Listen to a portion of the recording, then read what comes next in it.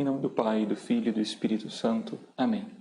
Ave Maria, cheia de graça, o Senhor é convosco. Bendita sois vós entre as mulheres, e bendito é o fruto do vosso ventre, Jesus. Santa Maria, Mãe de Deus, rogai por nós, pecadores, agora e na hora de nossa morte. Amém. Santa Maria, esperança nossa e sede da sabedoria, rogai por nós. São José, rogai por nós. Em nome do Pai, do Filho e do Espírito Santo. Amém. Pois bem, queridos irmãos e irmãs, voltamos então com a nossa última parte deste sétimo tema sobre a elevação sobrenatural e o pecado original. E estamos olhando dentro do pecado original, vimos as consequências do pecado original, agora vamos adentrar a algo que pode causar certa confusão, que temos que esclarecer. Então, na base da posição luterana, e também de algumas interpretações recentes de Gênesis 3, que é o relato do pecado, está em jogo uma adequada compreensão da relação, primeiro, entre natureza e história, segundo, o plano psicológico existencial e o plano ontológico, e terceiro, o individual e o coletivo. Então, primeiramente, vamos falar sobre natureza e história.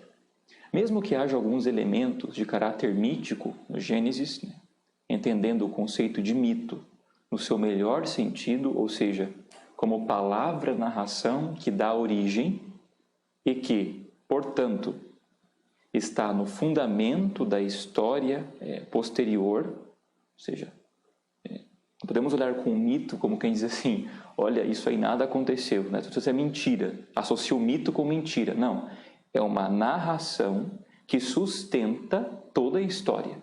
É a narração do início que sustenta toda a história. É o fundamento de toda a história posterior que vem.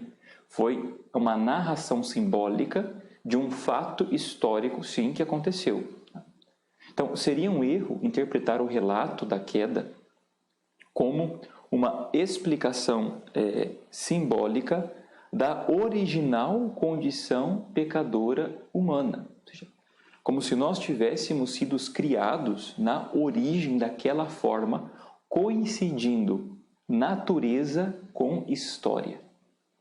Tá? Então, se nós coincidirmos a natureza humana com a história humana, tá? Ali fazemos uma mistura, nós vamos chegar à conclusão, então, naquilo que é inevitável, como diz o autor. O sentido de culpa, que leva a reconhecer-se naturalmente pecador, conduziria a mitigar ou eliminar a responsabilidade pessoal no pecado, pois o homem não poderia evitar aquilo para que tende espontaneamente. O correto, o justo, é afirmar que a condição pecadora pertence à história do homem e não à sua natureza originária. Então, o correto afirmar aqui é que o pecado, a história, a nossa condição pecadora pertence à historicidade do homem e não à natureza do homem. Tá? Porque senão nós vamos nos encontrar numa mistura de história e natureza em que o homem está preso a essa condição pecadora.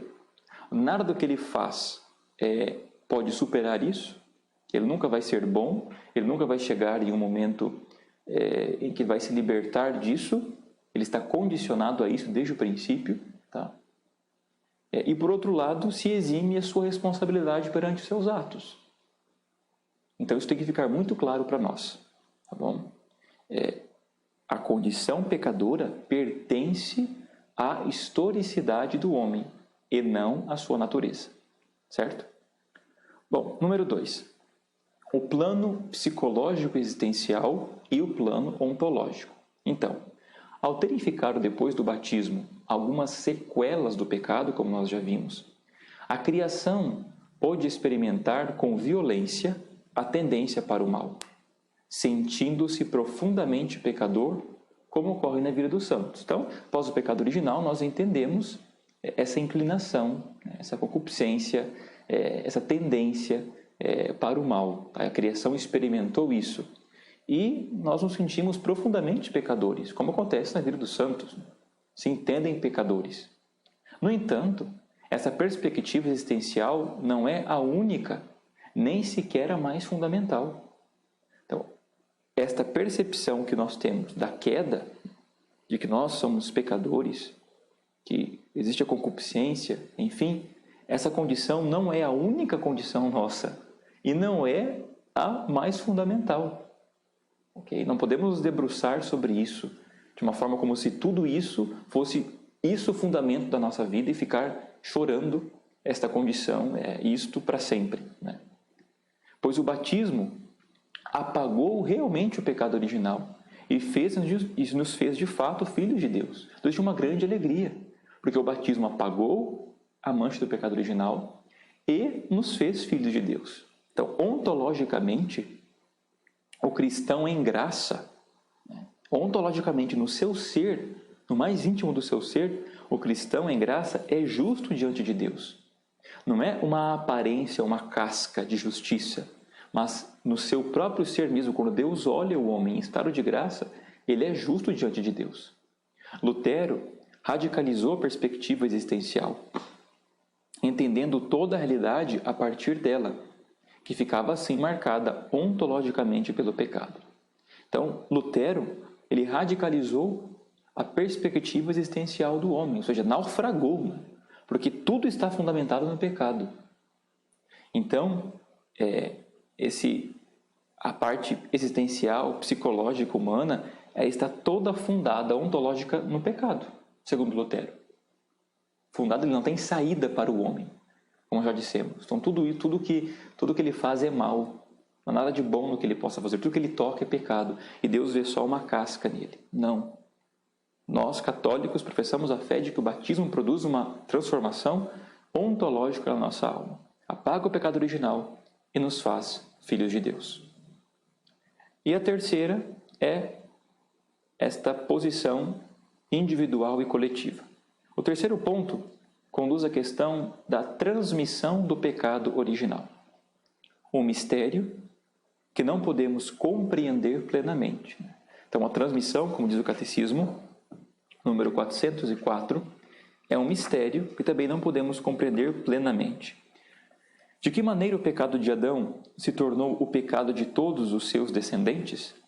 Bom, o gênero humano inteiro é em Adão como que um só corpo de um só homem. Em virtude desta unidade do gênero humano, todos os homens estão implicados no pecado de Adão, como todos estão implicados na justiça de Cristo. Contudo, a transmissão do pecado original é um mistério que não somos capazes de compreender plenamente. Sabemos, porém, pela revelação, que Adão havia recebido a santidade e a justiça originais, não exclusivamente para si, mas para toda a natureza humana. Ou seja, a santidade e a justiça original, os dons sobrenaturais, preternaturais, foram dados a toda a natureza humana. Consequentemente, quando o pecado entrou no mundo, Adão, que é o pai de toda a humanidade, também o pecado se transmite de geração em geração. Sabemos, porém, que a revelação que Adão havia recebido a santidade, não era para si, mas para toda a natureza humana. Ao ceder ao tentador, Adão e Eva cometem um pecado pessoal. Mas este pecado afeta a natureza humana, que vão transmitir em um estado decaído. É um pecado que será transmitido por propagação à humanidade inteira, isto é, pela transmissão de uma natureza humana privada da santidade e da justiça originais. E é por isso que o pecado original é denominado pecado de maneira analógica. É um pecado contraído, e não cometido. Um estado e não um ato. Tá? Então, vamos especificar aqui. A Bíblia ensina que os nossos primeiros pais transmitiram o pecado a toda a humanidade. Então, assim como eram portadores da justiça e da santidade originárias, dos dons preternaturais que seriam transmitidos de geração em geração por propagação por uma natureza humana, também, ao contrair o pecado, isso também foi transmitido por propagação a toda a natureza humana. Só que no caso deles foi um pecado cometido. Eles cometeram esse pecado. Nós não cometemos o pecado original, mas nós contraímos o pecado original pela natureza humana. Nos capítulos, cada vez que um ser humano é gerado, existe uma natureza humana, ali está presente o pecado original, a mancha do pecado original. Os capítulos seguintes do Gênesis, narram a progressiva corrupção do gênero humano, estabelecendo um paralelismo entre Adão e Cristo. São Paulo afirma: como pela desobediência de um só homem, todos se tornaram pecadores, também pela obediência de um só, todos virão a ser justos. Este paralelismo ajuda a entender corretamente a interpretação que costuma se dar do termo Adamá, como de um singular coletivo. Como Cristo é um só e cabeça da igreja, assim Adão é um só e cabeça da humanidade. Então, e aqui vem algo muito importante, esta é a principal razão de que a igreja tenha sempre lido o relato da queda numa óptica de monogenismo, que é o quê? A proveniência do gênero humano a partir de um só casal. A hipótese contrária, o poligenismo, pareceu impor-se como dado científico e inclusive exegético durante alguns anos, mas atualmente o nível científico considera-se mais plausível a descendência biológica de um só casal, monofiletismo. Do ponto de vista da fé, o poligenismo é problemático, pois não se vê como possa reconciliar-se com a revelação sobre o pecado original, como afirma Pio XII na encíclica Humanae Generis, embora se trate de uma questão sobre a qual ainda cabe investigar e refletir. Então, qual é o problema? Nós olhamos para Adão, que, como pai da humanidade, nesse sentido, a natureza humana que veio a partir dele, cometeu um pecado, que é por propagação, e Cristo como um só, que através dele, como cabeça da igreja, todo o corpo se beneficia, assim como em Adão todos pecaram, tem que existir só um casal. Se existem mais casais no início, quer dizer que um contraiu um pecado e outros não. Então existe uma raça eleita que não peca, que não foi pecadora. E uma só, e a partir daquele casal, só os filhos daquele casal que pecaram. Então o poligenismo, na origem, muitos casais, vai de contramão da revelação. Tá? Então a igreja crê e professa a fé. Diz para nós que no início existe um casal, o monogenismo. Um casal justamente porque senão existe uma contradição. A revelação começa a encontrar impasses e se contradizer. Isso não é possível. Então, professamos a fé, existe um casal no início. Em virtude desta unidade do gênero humano, todos os homens estão implicados no pecado de Adão, do mesmo modo que todos estão implicados na justificação de Cristo. Catecismo número 404. Adão e Eva cometem um pecado pessoal. É um pecado que vai ser transmitido a toda a humanidade por propagação, quer dizer, pela transmissão de uma natureza humana privada da santidade e justiças originais. É como lemos no Catecismo. Então, eles cometeram um pecado pessoal, mas que isso vai ser propagado a todo o gênero humano como um estado de perca da justiça e santidades originais. É por isso que o pecado original se chama pecado por analogia, como dissemos. É um pecado contraído e não cometido. Nenhum de nós cometemos o pecado original. Nós contraímos o pecado original. Foi cometido por Adão e Eva. Assim, embora próprio de cada um, o pecado original não tem em qualquer descendente de Adão caráter de falta pessoal. Tá? Então, não tem nenhum de nós cometeu o pecado original para ser um pecado de caráter pessoal. Para algumas pessoas é difícil aceitar a ideia de um pecado herdado, tá? Como disse São João Paulo II. Tá? Sobretudo se tiver uma visão individualista da pessoa e da liberdade. Se nós entendermos essa visão que nós temos hoje, por isso que é tão difícil algumas pessoas compreenderem a doutrina do pecado original, porque é uma visão muito individualista. Tá? As pessoas dizem, por que eu tive a ver com o pecado original? Eu não tive nada a ver com isso. Por que eu herdei a consequência de um pecado cometido por outro? Então, essas perguntas refletem uma ausência de sentido da solidariedade real que existe entre todos os homens enquanto criados por Deus. É uma falta de visão solidária de toda a humanidade. Essas perguntas que se fazem é uma falta de visão, de uma solidariedade humana. Não uma solidariedade no sentido de apenas aquilo que a gente conhece, né, de ajudar o outro, de ser... Não, é ser solidário, foi solidário em tudo. Nós somos solidários com Adão, mesmo no pecado. Então, essa visão individualista, né, da pessoa e da liberdade humana, que acha que tudo aquilo que faz não reflete em nada, que pode ser tudo, e que eu tenho a ver com a vida do outro, tá? Isso pode acontecer, pode se colocar em xeque, então, a doutrina do pecado original com esses argumentos falhos, né? Mas é o que as pessoas podem pensar. Então, paradoxalmente, esta ausência pode entender-se como uma manifestação do pecado transmitido a cada um. Quer dizer, o pecado original ofusca a compreensão daquela profunda fraternidade do gênero humano que torna possível a sua transmissão. Então, a consequência do pecado original fere a inteligência justamente na origem do pecado. Tá? Pelo egoísmo, pela falta de solidariedade, de querer enxergar o outro. Então, podemos nos perguntar, mas por que é que Deus não impediu, né, o primeiro homem de pecar? São Leão Magno responde: a graça inefável de Cristo deu-nos superiores, bens superiores aos que a Igreja, superiores ao que a inveja do demônio nos tinha tirado.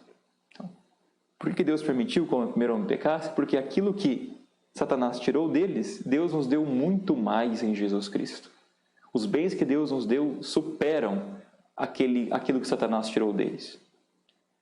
E São Tomás de Aquino diz: nada se opõe a que a natureza humana tenha sido destinada a um fim mais elevado depois do pecado.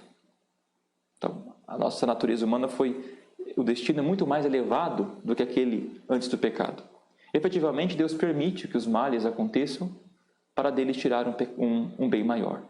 Onde abundou o pecado, superabundou a graça, como diz São Paulo aos Romanos.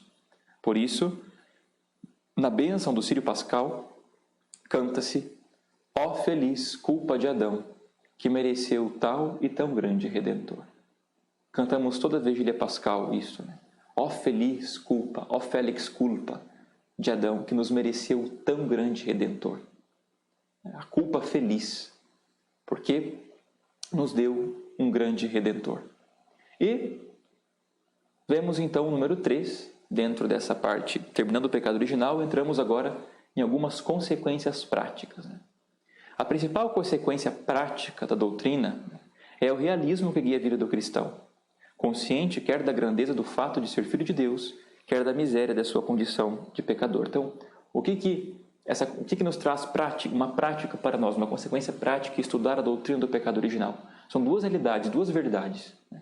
Somos filhos amados por Deus, queridos por Deus, mas também temos essa miséria da condição pecadora. Então, primeiro, né, o que isso acontece? O que produz? Previne tanto a um otimismo ingênuo como a um pessimismo desesperançado. Ou seja, nós olhamos, bom, somos filhos de Deus, amados por Deus, é um otimismo, né?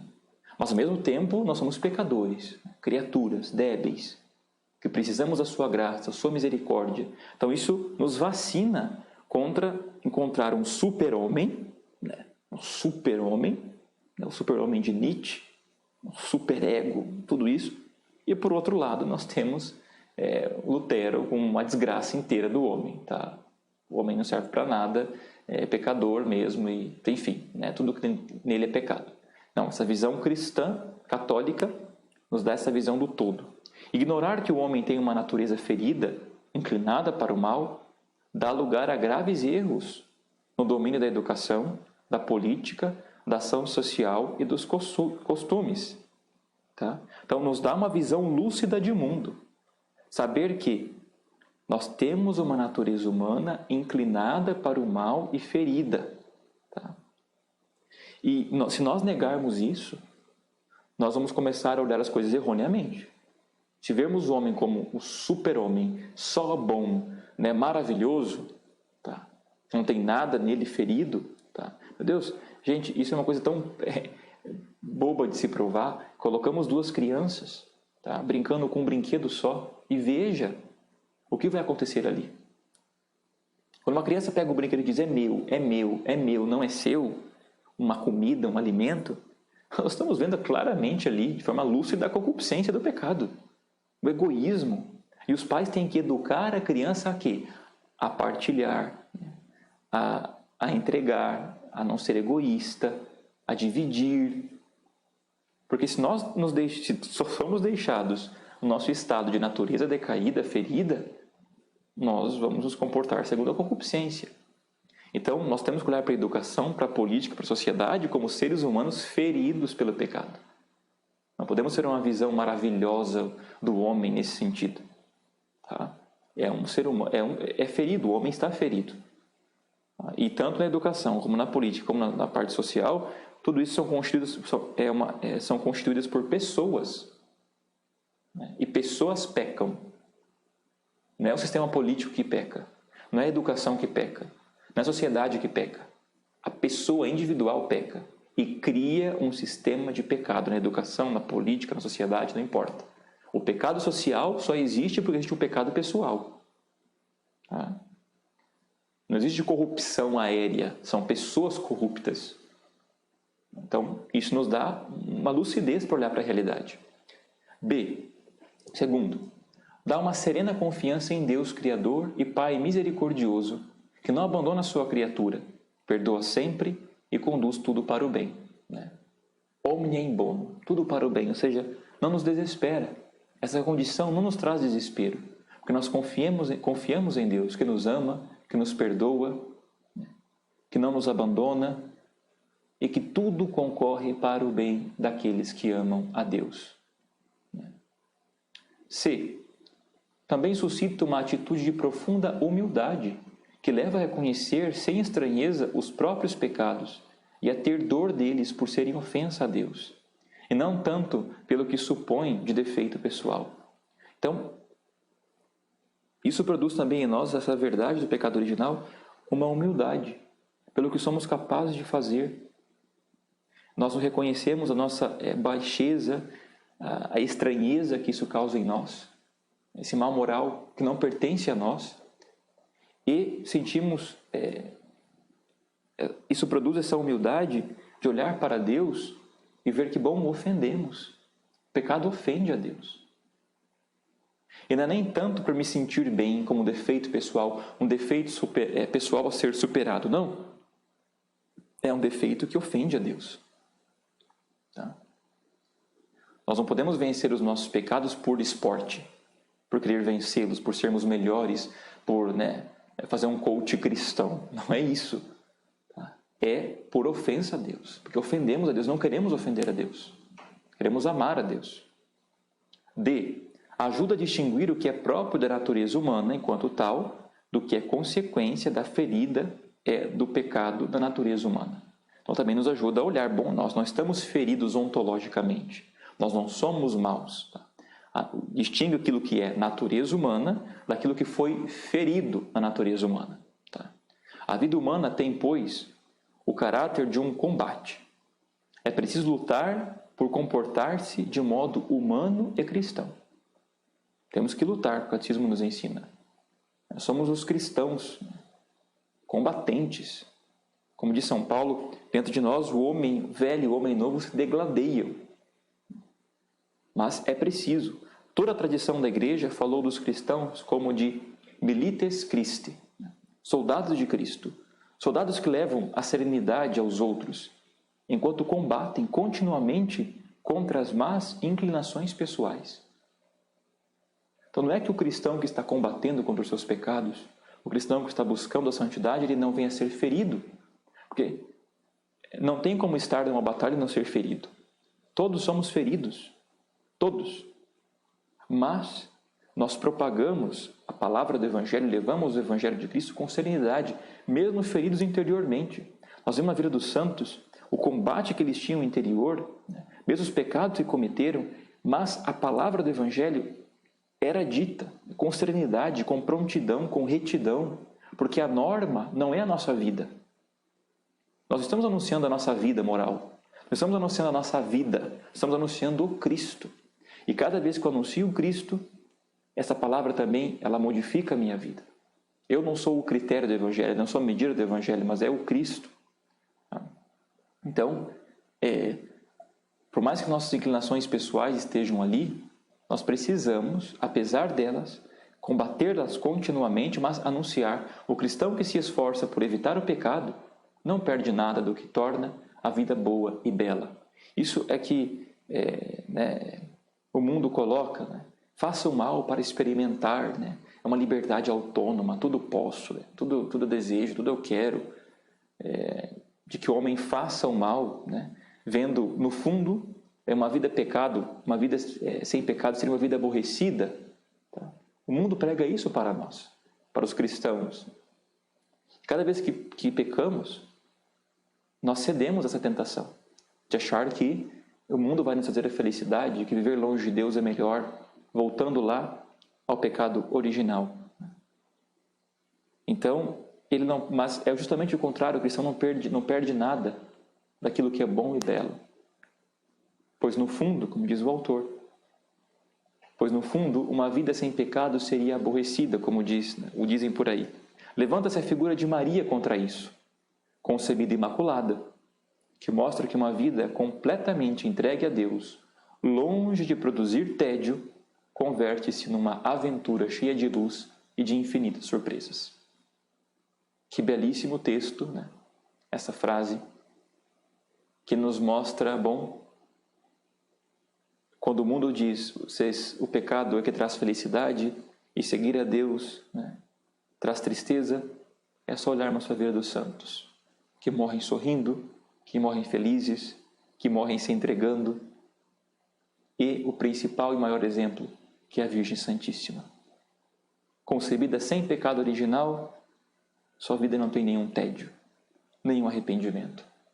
Foi plena feliz, toda feliz, cheia da graça de Deus, sem experimentar pecado nenhum, toda entregue ao seu Filho, amando-o sempre. Esta é a resposta que devemos dar para o mundo, e é para estes exemplos que temos que olhar quando as tentações nos sobrevêm.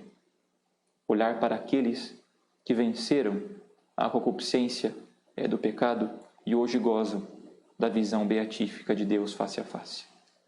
A nossa esperança, meus irmãos e irmãs, é que no céu não poderemos mais pecar.